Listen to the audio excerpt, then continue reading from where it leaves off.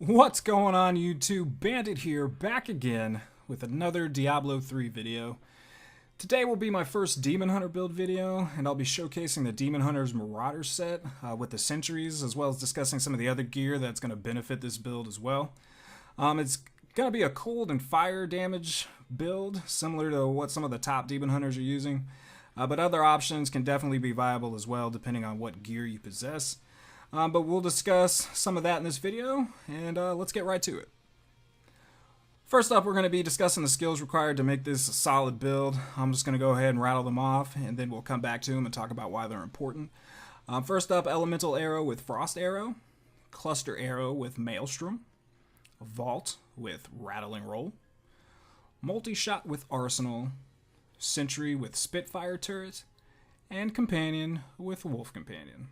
And for our passives, we're rocking Custom Engineering, Ballistics, Call of the Week, and Awareness. Now the main focus of this build will be the Hatred Splendors that our sentries are going to cast. So let's go ahead and take a look at the Hatred Splendors that we're going to be using for this particular sentry build. Starting with the actual sentry itself, we're running with the Spitfire Turret rune. You'll be getting your base 280% weapon damage. But in addition to that, with Spitfire, it's going to be firing homing rockets at random enemies for 120% weapon damage as fire. And pay attention to these splendors that are going to be firing rockets, because I'll be discussing the passive that benefits that in a moment.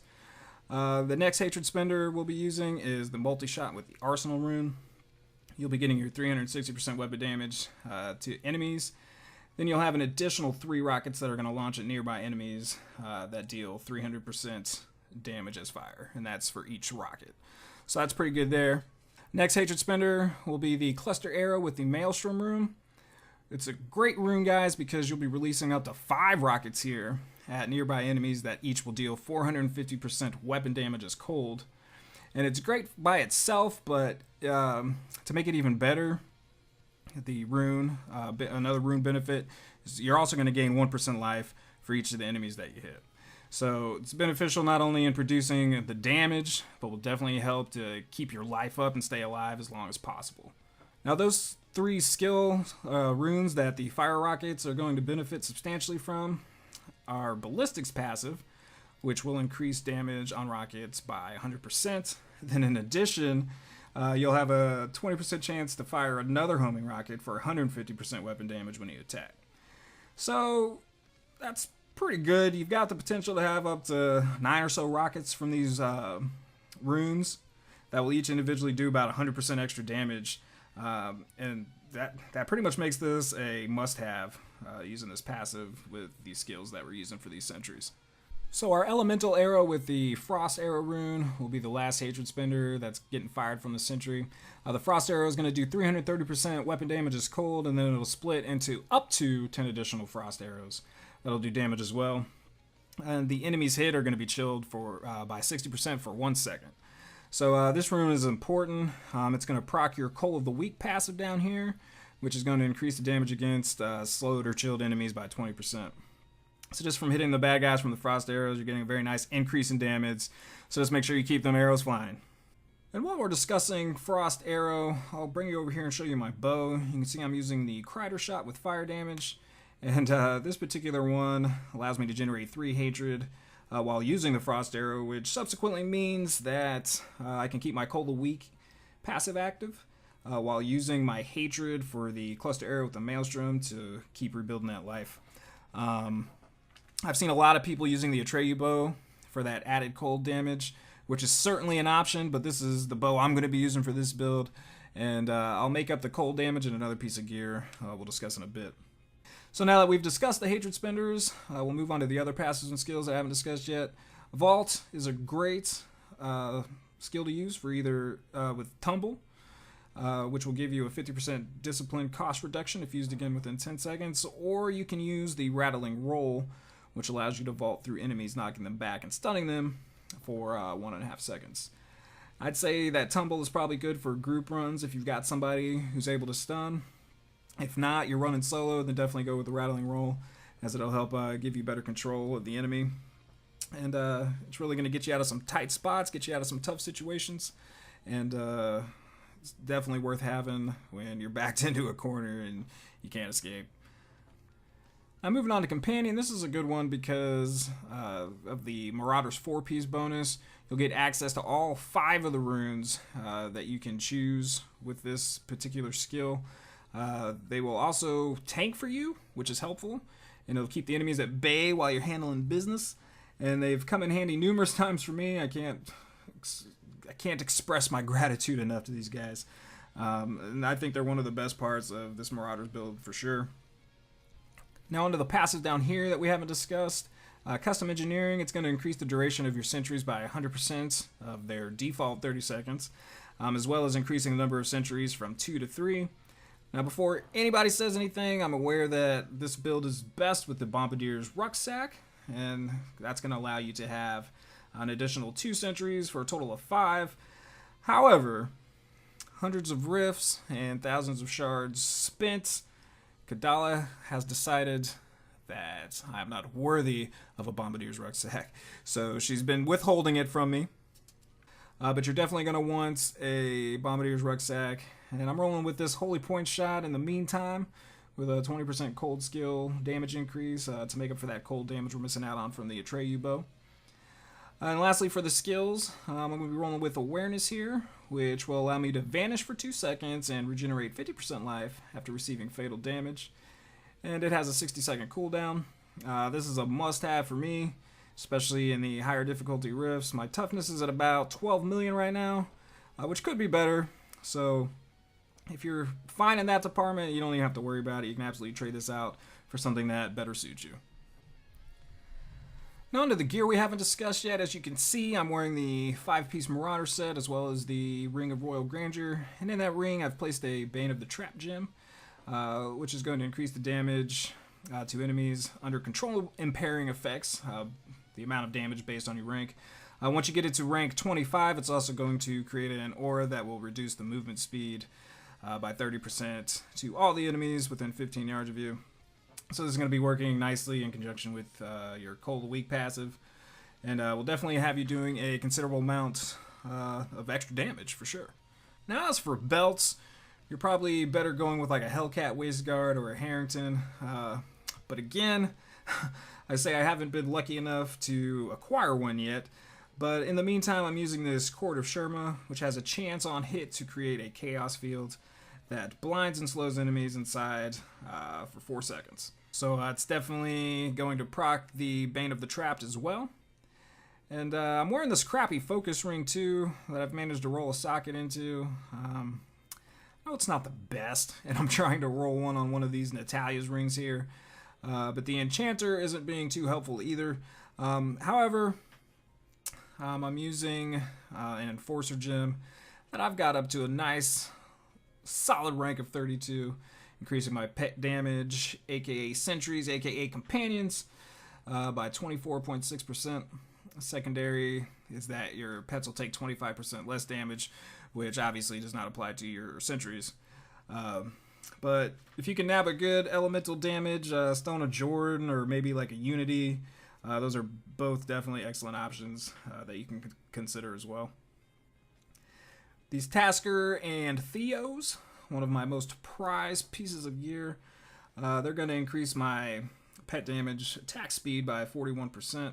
So I'll be able to hurt the enemies even quicker and kill them even faster with these bad boys. They're pretty rare, however, so good luck finding some of those. For an amulet, I've got the Haunt of Vaxo. If you can find one of these or an Ouroboros or something like that, maybe with some elemental damage on it, it would definitely suit you far better. But this is what my Demon Hunter has right now, so this is what he's got around his neck. And I'm running with the Reaper's Wraps as well with the cold damage increase, but mostly for that resource regeneration. When you snack some health globes, it'll refill some of your hatred for you, and it'll keep that hatred up while you can cast your Cluster Arrow to refill your life with that Maelstrom rune.